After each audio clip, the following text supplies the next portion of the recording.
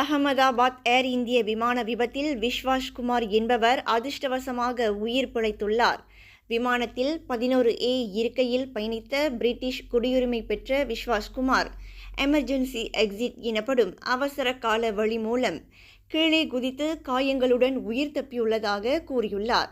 அவருக்கு மார்பு, கால், கண் பகுதிகளில் காயம் ஏற்பட்டுள்ளது. விபத்துக்கு பிறகு விஸ்வாஸ் குமார் நடந்து செல்லும் காட்சிகளும் வெளியாகியுள்ளன. 40 வயதான விஸ்வாஸ் குமார் மனைவி, குழந்தைகளுடன் 20 வருடங்களாக லண்டனில் வசித்து வருகின்றார். விமானம் புறப்பட்ட 30 வினாடிகளுக்கு பிறகு ஒரு பெரிய சத்தம் கேட்டது. பின்னர் விமானம் விபத்துக்குள்ளானது என அவர் குறிப்பிட்டுள்ளார். தான் கண் விழித்த போது தன்னை சுற்றி உடல்களும் விமானத்தின் பாகங்களும் சிதறி கிடந்ததாக மருத்துவமனையில் அனுமதிக்கப்பட்டுள்ள விஸ்வாஸ் குமார் கூறியுள்ளார்.